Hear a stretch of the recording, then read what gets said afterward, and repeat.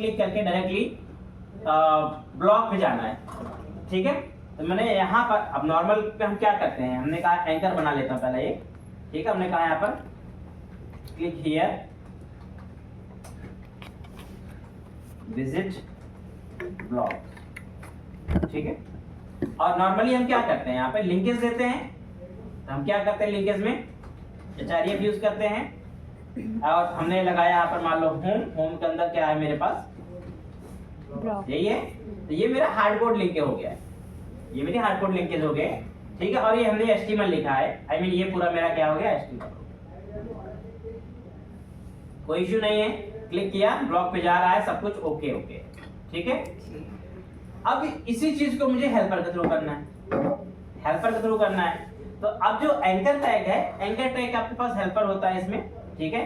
तो हेल्पर भी हम कैसे स्टार्ट करते हैं, @HTML, ठीक है, डॉट करेंगे, यहाँ पर सारे हेल्पर के मेथड आपके पास आ जाएंगे। यहाँ देखो, यहाँ बहुत सारे हैं, फॉर्म बनाने के लिए हेल्पर है, पूरा फॉर्म हेल्पर है इसके अंदर, व्यू कॉल करने के लिए हेल्पर है, एलिमेंट जनरेट करना है, व्यू रेंडर करना है, ठीक है। बहुत सारे हेल्पर आपके पास यहाँ मिलेंगे।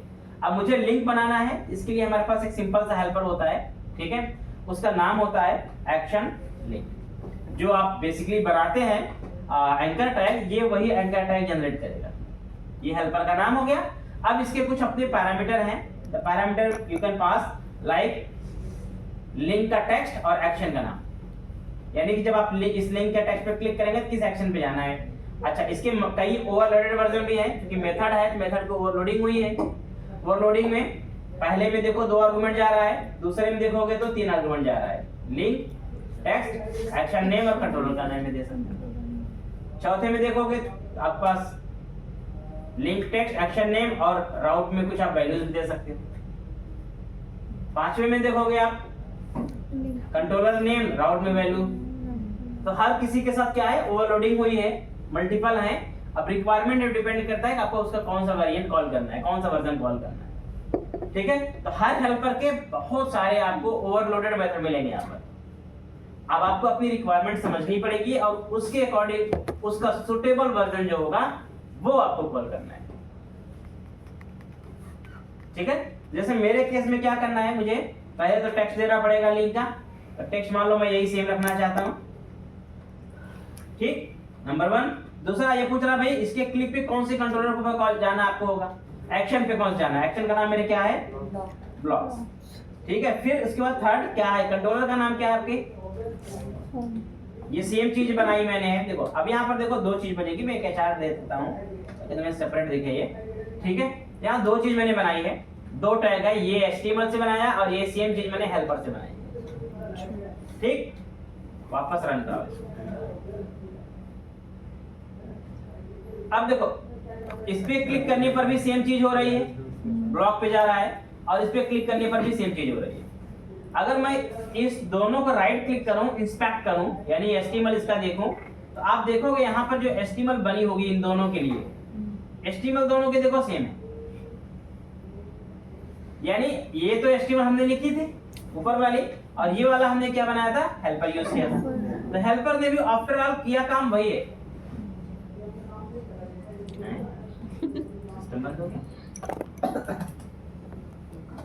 ऑप्शन होता है, ठीक है। देखो आज के टाइम पे रियल टाइम एनवायरनमेंट में अगर हम काम करते हैं तो सबसे पहले तो अगर हम समझे हेल्पर की बात, तो हेल्पर के साथ कहानी क्या होती है, जितने हेल्पर आप यूज करोगे, every helper is a C# method जो एक इंजन के अंदर कंपाइल होगा। जब वो कंपाइल होगा तो कंपाइलेशन और एग्जीक्यूशन में कुछ ना कुछ टाइम लेगा, ठीक है। तो इस वजह से हेल्पर्स जब भी आप यूज करते हो ज्यादा, तो आपके पेज पे परफॉर्मेंस इशू आता है, 100% इशू आता है, क्योंकि आपके जितने हेल्पर होते हैं ये सर्वर साइड कंपाइल होते हैं, और सर्वर साइड जब कोई चीज कंपाइल होगी तो सर्वर पर लोड बढ़ेगा, और सर्वर से लोड बढ़ेगा तो पेज भी सर्वर से स्लो ही लोड होगा, ठीक है। तो हेल्पर अगर आप ज्यादा यूज करते हो, इसका सबसे बड़ा डिसएडवांटेज है आपके पेज की परफॉर्मेंस स्लो हो जाएगी और सर्वर का वर्कलोड बढ़ जाएगा, क्योंकि फिर सर्वर को ज्यादा हेल्पर्स कंपाइल करने पड़ेंगे, ज्यादा हेल्पर सॉल्व करने पड़ेंगे, ठीक है। तो रियल टाइम एनवायरनमेंट में हम हेल्पर्स को अवॉइड करते हैं, ठीक है। HTML यूज करते हैं, लेकिन HTML में दिक्कत क्या है, HTML स्टैटिक है, HTML स्टैटिक है। अगर आपको वही चीजें डायनेमिक करनी होंगी तो हम प्योर HTML नहीं लिख सकते हैं, HTML के साथ हम क्या करते हैं, फिर JS को मिक्स करते हैं। जहां डायनेमिक चाहिए वहां हम जावास्क्रिप्ट लिखेंगे, ठीक है, और जहां पर हमें स्टैटिक चाहिए हम HTML यूज करेंगे। तो HTML को हम जावास्क्रिप्ट से डायनेमिक बना देते हैं। उससे क्या है कि भाई जावास्क्रिप्ट आपकी क्लाइंट साइड है, सर्वर पर कोई लोड नहीं बढ़ेगा, फास्ट लोड होगा और फास्ट प्रोसेस होगा, और पेज भी आपका डायनेमिक हो जाता है। इसलिए हम लोग हेल्पर्स को ज्यादातर अवॉइड करते हैं और उसकी जगह हम JS को ज्यादा प्रेफर करते हैं।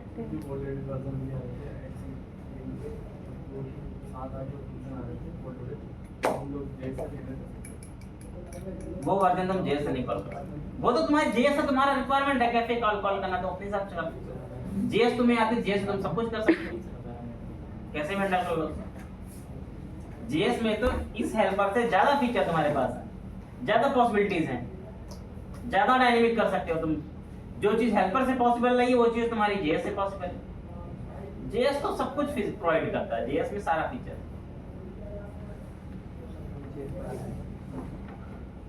ठीक है। सिमिलरली अगर मान लो आपको कोई फॉर्म बनाना है, फॉर्म टैग बनाना है, ठीक है, तो फॉर्म टैग बनाने का हमेशा दो तरीका रहेगा, either use helper, either use HTML। या तो आप HTML यूज कर लो, ठीक है, या आप हेल्पर यूज कर लो। बूटस्ट्रैप तो वैसे हेल्पर के साथ भी लगा सकते हो, उसका वो तो क्लास है, बूटस्ट्रैप में देखो क्लास मिलती है, ठीक है, लेकिन चॉइस ये है कि आप दोनों यूज कर सकते हो। जैसे मान लो सपोज करो मुझे यहाँ पर एक फॉर्म टैग बनाना है, ठीक है, ये सिंपल मुझे मान लो एक मैंने डिव लिया, क्लास लिया, एक रो लगा दिया मान लो, और इसके अंदर मैंने क्या लिया, एक क्लास लिया और 4 ऑफसेट 4, और मैंने मान लो एक सिंपल सा मुझे यहाँ पर लॉगिन फॉर्म बनाना है, ठीक है। तो मैं अब अगर आपको फॉर्म बनाना है, ठीक है, एक तो तरीका है आप उसको HTML में बना सकते हो, ठीक है, HTML में बनाना आपको होगा, सिंपल फॉर्म टैग लगाओगे जो HTML का फॉर्म बनता है, ठीक है। फिर मैंने यहाँ पर मान लो डिव लगाया, क्लास लगाया, मान लो फॉर्म ग्रुप लगाया, और उस फॉर्म ग्रुप के अंदर मैंने यहाँ पर मान लो लेबल लगाया, हमने कहा ईमेल एड्रेस, और इसके अंदर हमने एक इनपुट दिया है, मैं अभी HTML बता रहा हूँ, इनपुट टाइप टेक्स्ट लगा दिया, क्लास लगा दी हमने यहाँ पर फॉर्म कंट्रोल, ठीक है। सिमिलरली मैंने एक एट्रीब्यूट और एक एलिमेंट और रखा, हमने कहा यहाँ पर पासवर्ड, और हमने यहाँ पर टाइप पासवर्ड ले लिया, और हमने इसके अंदर मान लो बटन लगा दिया, और इसकी क्लास दे दी मैंने BTN सक्सेस प्राइमरी, जो रखना है रख लो, ठीक है, और वैल्यू इसकी दे दी आपने यहाँ पर, ठीक है। ये एक सिंपल फॉर्म आपने अभी डिजाइन किया, अभी आपने कुछ और किया नहीं, सिंपल फॉर्म बनाया। ये मेरा एक HTML फॉर्म, ठीक है, प्योर HTML इसके अंदर है। अब इसको अगर मुझे डायनेमिक करनी है तो मैं इसके लिए JS का इस्तेमाल करूंगा, यानी इसके अंदर वैलिडेशन लगाना है, इसके अंदर कुछ भी और करना है तो मैं बेसिकली JS का यूज करूंगा, तो मैं सब कुछ कर सकता हूँ। ये मेरा सिंपल सा लॉगिन फॉर्म है, ठीक है, 2 फील्ड के साथ आपका बना हुआ है, और ये उसका लॉगिन का बटन है, ठीक है। ये HTML से मैं कर सकता हूँ। HTML का कांसेप्ट ये है कि भाई HTML क्लाइंट साइड है, स्टैटिक है, तो आपका ये ब्राउजर पे सब कुछ होने वाला है, सर्वर पे कोई रेंडरिंग नहीं होगी। बट सेम चीज को मैं क्या कर सकता हूँ, डायनेमिक, या फिर कह लो कि मैं इसे हेल्पर के थ्रू भी बना सकता हूँ। अगर ये सेम चीज बनानी है मैं हेल्पर थ्रू भी से बना सकता हूँ, लेकिन हेल्पर के थ्रू मुझे वो हेल्पर वाले मेथड पता होने चाहिए कि टेक्स्ट बॉक्स बनाना है तो कौन सा हेल्पर चाहिए, ड्रॉप डाउन बनाना है तो कौन सा हेल्पर चाहिए, बटन बनाना है तो कौन सा हेल्पर चाहिए, सबके लिए आपके पास हेल्पर आपको पता होना चाहिए। समझ बात? अगर हेल्पर्स मान लो सेम फॉर्म मुझे ऐसा ही हेल्पर से बनाना है, मैंने इसको कॉपी कर दिया, कमेंट कर दिया मान लो, ठीक है, और यहाँ नीचे लिख दिया मैंने। अब मुझे मान लो सेम फॉर्म हेल्पर से बनाना है, ठीक है, तो आप जैसे डिव वगैरह तो सेम ही रहेगा, लेकिन फॉर्म टैग आपका चेंज होगा, ठीक है। फॉर्म टैग आप यहाँ पर इसकी जगह यूज करोगे @HTML डॉट बिगिन फॉर्म नाम का मेथड होता है, फॉर्म स्टार्ट करने के लिए बिगिन फॉर्म, ठीक है। इस मेथड से क्या होगा, हमारा फॉर्म स्टार्ट होगा। ठीक है, अब यहाँ पर अब जब फॉर्म स्टार्ट होगा, इसके भी देखो वर्जन है, अब बोलेगा जब फॉर्म सबमिट होगा एक्शन किस एक्शन पे जाएगा, किस कंट्रोलर पे जाएगा, पूरी प्रॉपर्टी डिफाइन करो। ठीक है, तो ये मेरा फॉर्म का स्टार्टिंग एरिया हो गया यहाँ से, और मान लो मैंने इसको स्टार्टिंग कर दिया, अब ये फॉर्म टैग क्लोज कर दिया, हटा दिया मैंने, ये फॉर्म मेरा ओपन और क्लोज हो गया, बिगिन फॉर्म, और यहाँ पर क्या हो गया, एंड हो गया। ठीक, अब लेबल जैसे मैंने बनाया, इस लेबल की बजाय मैं क्या करूंगा, @HTML लेबल ही बनेगा, बट यहाँ मेथड से बनेगा। ठीक है, और यहाँ पर ये जो टेक्स्ट मैंने यहाँ दिया था, इसकी जगह मैं क्या करूंगा, ये टेक्स्ट यहाँ दूंगा। अभी हेल्पर में बहुत सारे हेल्पर हैं, मतलब इतने से नहीं है, ये तो मैं बहुत बेसिक बता रहा हूँ तुम्हें, इसके अलावा बहुत सारे हेल्पर मिलेंगे। सेम मुझे टेक्स्ट बॉक्स बनाना है, HTML डॉट टेक्स्ट बॉक्स। ठीक है, टेक्स्ट बॉक्स, अब इसके अंदर पूछेगा ये कि भाई टेक्स्ट बॉक्स का स्पेसिफाई करो, आप स्पेसिफाई करो यहाँ पर एक्सप्रेशन। ठीक है, एक्सप्रेशन स्पेसिफाई करो, फॉर्मेट स्पेसिफाई करो, आपको क्या देना है आप डिसाइड करो यहाँ पर। तो मैं यहाँ पर बेसिकली देखो ये पैरामीटर यूज करूंगा, एक्सप्रेशन। एक्सप्रेशन मेरा मतलब क्या हो गया यहाँ पर, इसका नाम। ठीक है, तो मैं इसका नाम दे देता हूँ मान लो ईमेल, और इसको हटा देते हैं। ठीक है, अभी के लिए सिमिलरली इधर भी आप क्या करिए, सेम चीज बना दीजिए। तो यहाँ पर मैं लेबल क्या बनता हूँ, पासवर्ड बना देंगे, और यहाँ पर आप इसकी जगह क्या ले लेंगे, पासवर्ड ले लेंगे, और यहाँ पर उसका आप नाम ले लो। ठीक है, और ये मेरे पास रहा क्या, बटन, जो लास्ट मैंने बनाया, तो @HTML डॉट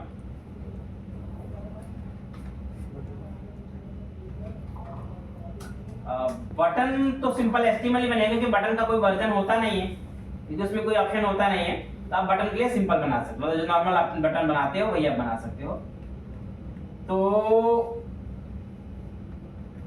सिंपल मैं क्या करूंगा यहाँ पे, बटन, या फिर इनपुट टाइप आप ले लोगे, मैं Ctrl+Z मारता हूँ, वही सिंपल। लेकिन इसमें थोड़ा चेंज करेंगे हम लोग, क्या चेंज करेंगे, इनपुट टाइप बटन जगह पे इनपुट टाइप क्या रहेगा, ये सबमिट। ठीक है, वैल्यू जो रखा है वो। तो फिलहाल ये फॉर्म बन तो गया, लेकिन अभी थोड़ा सा इसमें इशू है, वो मैं बताता हूँ क्या इशू है। इसे रन कराओ, हेल्पर के थ्रू आपका फॉर्म बना है, देखो फॉर्म बन तो गया यहाँ पर, बट अभी देखो फॉर्म टैग स्टार्ट नहीं हुआ है, यहाँ पर हेल्पर आ गया इस तरह से है, ये गड़बड़ थोड़ा सा है। दूसरी यहाँ पर CSS बूटस्ट्रैप कॉल नहीं हुई, तो मुझे बूटस्ट्रैप भी कॉल करनी है, नंबर 1। दूसरा मुझे यहाँ पर फॉर्म टैग भी ठीक करना है। जब भी फॉर्म टैग स्टार्ट होता है, इसको हम लोग हमेशा यूजिंग से स्टार्ट करते हैं। ठीक है, यूजिंग से स्टार्ट होता है ये।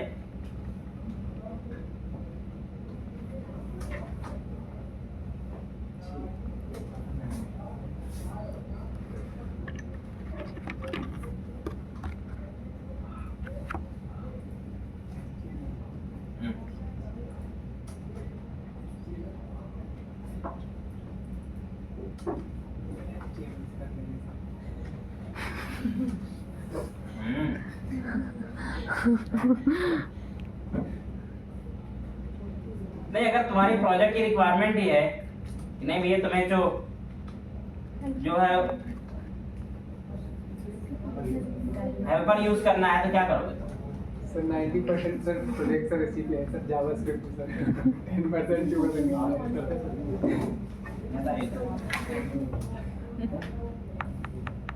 फूल पत्ते कहाँ से लिया?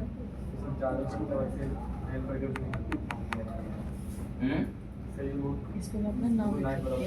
I have talent so much। सब चीजें सस्ते में रहते हैं, ये तो महंगी नहीं है। नहीं, यूज का मतलब इसका बनता नहीं ना, बिल्कुल वैसी चीज है। ये सब आगे बढ़ जाएगी बटन आ जावे। नहीं, पता तुम्हें होना चाहिए, यूज करो ना करो, इंटरव्यू पूछ लिया तो क्या करोगे? पढ़ लेंगे ठीक है, देखो अभी तुम्हारा फॉर्म टैग तो हो गया, अब इसमें CSS मुझे लगानी है, तो कैसे लगाओगे? इसके जो अलग अलग ओवरलोडेड वर्जन हैं उन्हें यूज करना पड़ेगा। जैसे मॉडल की वैल्यू मुझे कुछ नहीं चाहिए, नल दे दिया मैंने, सेकंड पैरामीटर, और थर्ड पैरामीटर में मैं यहाँ पर दूंगा HTML एट्रीब्यूट। ठीक है, मॉडल वैल्यू और HTML एट्रीब्यूट इसे स्पेसिफाई करने के लिए हम यूज करते हैं यहाँ पर वही चीज सिंटैक्स होता है। यहाँ पर यूज करते हैं हम लोग न्यू, और यहाँ पर हम यूज करते हैं क्लास नाम का एक एट्रीब्यूट होगा इक्वल टू फॉर्म डैश, ये जो क्लास होगी तो मैं कुछ इस तरह से यूज करूंगा। तो ये मैंने क्लास लगाई है, सेम मैं क्लास यहाँ पर भी यूज कर लूंगा। ये यहाँ पर मेरा फॉर्म बन जाएगा। देखो इन्हें यूज करेंगे बाद में, हम बताऊंगा मैं कैसे करना बाकी तो, लेकिन फिलहाल देखो तुम्हारी CSS में यहाँ पर कॉल हो गई। ठीक है, तो परफेक्ट तुम्हारा CSS चल रहा है, तुम्हारी HTML चल रही है। ये बेसिक हेल्पर का तरीका हो गया, और ये तुम्हारी प्लेन HTML। सर ये CSS को कैसे ले पा रहा सर ये? हैं? CSS कैसे ले पा रहा सर ये? CSS एक्चुअल में इस पर्टिकुलर मेथड के अंदर क्लास को डिफाइन करने के लिए यहाँ पर एक पैरामीटर दे दिया मेथड में, HTML क्लास कह लो या फिर बोलो HTML एट्रीब्यूट डिफाइन करने के लिए। ये चूंकि HTML एलिमेंट जनरेट कर रहा है, अब HTML एलिमेंट बनेगा तो उसका एट्रीब्यूट भी बनेगा। अच्छा ठीक है, तो वो एट्रीब्यूट डिफाइन करने के लिए इसने ये दे दिया ऑब्जेक्ट, इस ऑब्जेक्ट के अंदर एट्रीब्यूट अपने आप डिफाइन कर सकते। सर ये ब्राउज़र पे जाके CSS ले रहा हूँ ना सर, यहाँ पे सर वो तो है ही, क्लास तो भाई क्लास बना देगा वो कंपाइल करके, लेकिन क्लास की जो CSS होगी वो तो ब्राउज़र पे जाके अप्लाई होगी ना, सर्वर पे तो है ही नहीं ना CSS, सर्वर पे कैसे अप्लाई कर सकता है। और अगर आप इसका इंस्पेक्ट करके HTML देखोगे ना तो सेम HTML वही बनी होगी जो आपने इसे पहले, देखो सेम HTML बन रही है आपकी यहाँ पर, वैसे HTML बन रही होगी जैसे आप नॉर्मल बनाते हैं, सेम चीज बनती है। फॉर्म टैग में देखो अपने पास सेम फॉर्म टैग बना हुआ है, एक्शन बना हुआ है, तो ये सेम HTML इसने सेम बनाई हुई है।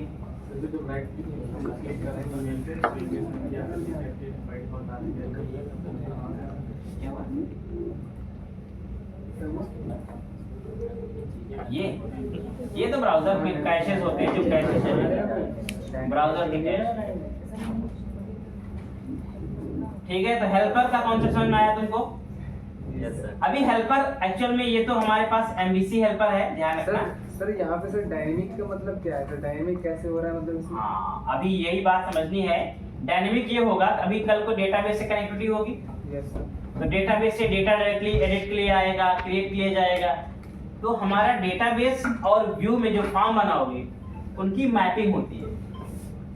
ठीक है, तो अगर मैं HTML बनाऊंगा तो मैं डायरेक्टली मैपिंग नहीं कर पाऊंगा, फिर मुझे क्या करना पड़ेगा, JS के थ्रू डेटा वैलिडेट करना पड़ेगा और सब कुछ AJAX से कम्युनिकेट करना पड़ेगा, क्योंकि JS डायरेक्टली हमारे किसी भी पर्टिकुलर कंट्रोलर पे डेटा भेज नहीं सकता है, एक्शन नहीं ले सकता है, वो AJAX थ्रू कम्युनिकेट केवल कर सकता है। अगर मुझे यहाँ पर व्यू से डायरेक्टली कंट्रोलर पे कम्युनिकेट करना है तो मुझे अपने मॉडल को व्यू से मैप कराना पड़ेगा, यानी जो मॉडल होगा मेरे डेटाबेस के पार्ट्स होंगे वो डायरेक्टली यहाँ मैप हो जाएंगे, डायनेमिक मैप हो जाएंगे। जो डेटाबेस में होगा वो ऑटोमेटिक यहाँ पर मैप होकर यहाँ दिख जाएगा, सब कुछ डायनेमिक वैल्यूज आएंगी, डायनेमिक डेटा आएगा, यहाँ सबमिट करोगे डायरेक्टली डेटाबेस चला जाएगा, सब कुछ कनेक्टिविटी लिंकेज हो जाएंगे सारे। ये तुम जब डेटाबेस कनेक्टिविटी करोगे, थर्ड ऑपरेशन परफॉर्म करोगे, तब तुम्हें ज्यादा क्लियर हो जाएगा। ठीक है, हाँ अभी एक कंडीशन और है, ये जो अभी हमने यूज किए हैं ये हेल्पर मेथड फॉर्म के टैग जनरेट करने के लिए, अब चाहे लेबल बनाना है, टेक्स्ट बॉक्स बनाना है, रेडियो बटन बनाना है, जो भी तुम फॉर्म के एलिमेंट जनरेट करते हो, फॉर्म एलिमेंट HTML, वो सारे फॉर्म के एलिमेंट्स के लिए हेल्पर है यहाँ। अब हेल्पर देखो दो तरीके से डिवाइड किया गया है, एक होता है हमारे पास हेल्पर मेथड, और एक जो हमारे नया MVC है यानी .NET Core MVC के अंदर, .NET Core MVC के अंदर इन हेल्पर को थोड़ा सा और आसान किया गया और एक और हेल्पर बनाया गया जिसको हम बोलते हैं टैग हेल्पर। क्या सर? Tag helper. ठीक है, तो टैग हेल्पर बोल लो, एट्रीब्यूट हेल्पर बोल लो। ठीक है, तो वो एट्रीब्यूट हेल्पर थोड़े से सिंप्लीफाइड है। सिंप्लीफाइड कैसे हैं, वो ऐसे नहीं कहते एलिमेंट, क्योंकि देखो अगर मुझे HTML से हेल्पर यूज करना है तो हेल्पर का तरीका बिल्कुल अलग है, क्योंकि हेल्पर में तो मेथड याद रखना पड़ेगा, HTML में HTML याद रखना पड़ेगा, लेकिन ये सेम चीज को जो एट्रीब्यूट हेल्पर है उसने थोड़ा आसान कर दिया है, उसने थोड़ा सा आसान कर दिया है। उसने ये कहा है कि आप HTML यूज करो, ठीक है, उसमें केवल आप एट्रीब्यूट हम एक दे देंगे, उस एट्रीब्यूट को यूज कर लेना, ठीक है, आपका एलिमेंट डायनेमिक है। यानी आपको पूरा फंक्शन यूज करने की इस तरह की जरूरत नहीं है, आप HTML ही यूज करो, बस केवल आप उसमें हम जो एट्रीब्यूट बताएंगे वो एट्रीब्यूट यूज कर लोगे तो आपका डायनेमिक हो जाएगा फॉर्म, बस। तो उसमें हमारी चीजें, मतलब उस केस में क्या होता है कि हम कंप्लीटली लिखते तो HTML ही है, बस केवल उसमें एट्रीब्यूट चेंज करके हम उसको हम डायनेमिक बना देते, तो काफी आसान हो जाएगा आगे हमारे लिए।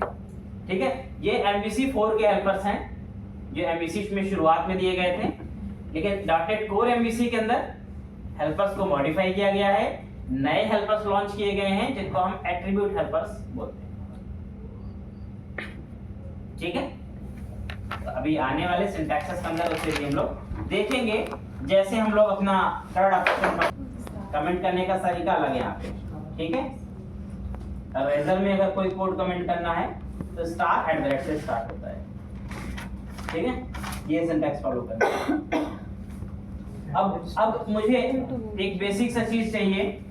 अभी तक मैंने क्या किया, व्यू का काम किया। अभी मेरे पास क्या है, सपोज करो कोई डेटा है कंट्रोलर पे और उस डेटा को मुझे अपने व्यू पे दिखाना है, यानी कि डेटा कंट्रोलर से व्यू पे पास करना है। ठीक है, तो अगर आपके पास कोई डेटा कंट्रोलर पे है और उसे व्यू पे ले जाना है, उसके लिए हमारे पास ये 3 अल्टरनेट तरीके हैं जिन्हें हम इस्तेमाल कर सकते हैं। ठीक है, इन 3 तरीकों में अल्टरनेट में क्या है, view bag, view data and model. तो या तो व्यू बैग का इस्तेमाल करेंगे या व्यू डेटा का इस्तेमाल करेंगे या मॉडल का इस्तेमाल करेंगे। ठीक है, इनमें रियल टाइम में सबसे ज्यादा यूज होने वाली चीज होती है मॉडल, क्योंकि मॉडल में हमेशा डेटा बैकग्राउंड से डेटाबेस से आता है, टेबल से आता है, तो टेबल के डेटा को अगर हमें एक्सेस करना है व्यू पे तो always use model. Some time कुछ स्मॉल इंफॉर्मेशन के लिए, थोड़े बहुत डेटा के लिए व्यू बैग या व्यू डेटा का भी इस्तेमाल किया जा सकता है। ठीक है, थोड़े बहुत डेटा के लिए व्यू बैग या व्यू डेटा का भी इस्तेमाल किया जा सकता है। कैसे इस्तेमाल करना है उसको थोड़ा समझना पड़ेगा। ठीक है, तो बहुत सिंपल एग्जांपल है व्यू बैग के, व्यू डेटा के, एक बार देखते हैं, क्लियर हो जाएगा। ठीक है, तो अपने पास यहाँ पर मान लो मेन है, ये चीज है, मेरे पास कोई एक मैसेज है, सपोज करो कोई स्ट्रिंग प्रॉपर्टी है, मैंने कहा string msg equal to this is controller information. ठीक है, ये मेरे पास क्या हो गया, एक मैसेज हो गया या एक इंफॉर्मेशन हो गई। इस मैसेज को मुझे क्या करना है, कंट्रोलर से अपने व्यू पे लेके जाना है। ठीक है, अभी आपने यही टेक्निक समझी थी ना कि भाई हमारे पास डेटा अगर कॉल होता है तो एक्शन कॉल होता है। अब एक्शन क्या करेगा, या तो उसके पास डेटा होगा या मॉडल से डेटा लाएगा, डेटाबेस से डेटा लाएगा MVC के अकॉर्डिंग, और कंट्रोलर के थ्रू क्या करेगा, उसको व्यू पे पास कर देगा। तो मान लो अभी हमारे पास डेटाबेस से डेटा नहीं आ रहा है, लेकिन हमारे पास डेटा मान लो यहाँ पर है पहले से, और इस डेटा को मुझे क्या करना है, व्यू पे पास करना है। ठीक है, तो व्यू पे कैसे डेटा ये पास होगा, सबसे पहला तरीका हमने जो बताया आपको, व्यू बैग। क्या करेंगे यहाँ पर, व्यू बैग डॉट, आप यहाँ पर कोई भी प्रॉपर्टी ले लो, जैसे कि मैसेज में मैसेज जो भी लेना चाहो। एक्चुअल में व्यू बैग क्या है, समझ लो इसको। व्यू बैग एक डायनेमिक प्रॉपर्टी है। क्या है, डायनेमिक प्रॉपर्टी। अब डायनेमिक प्रॉपर्टी को अगर आप C# में समझते हैं तो डायनेमिक क्या होता है, that will resolve the run time. जो रन टाइम केवल रिजॉल्व होता है, जिसका कंपाइलेशन में कोई रोल नहीं। तो यानी कि इस व्यू बैग नाम की डायनेमिक प्रॉपर्टी में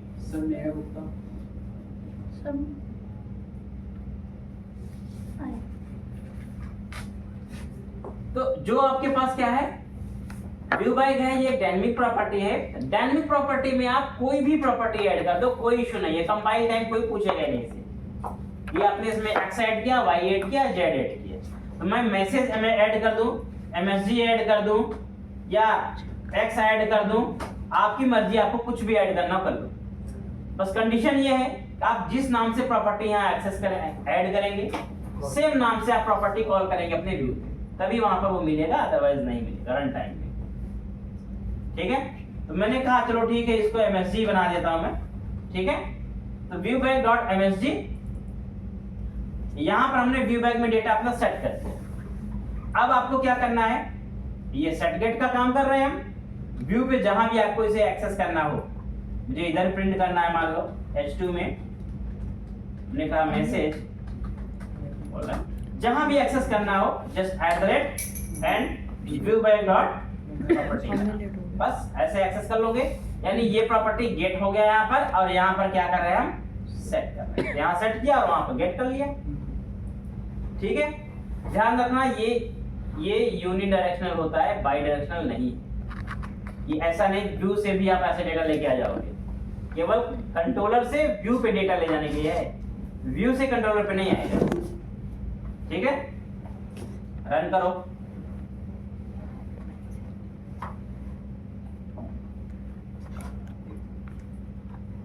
डेटा आ गया, जो आपने कंट्रोलर में सेट किया था वो डेटा आपका परफेक्टली यहाँ पर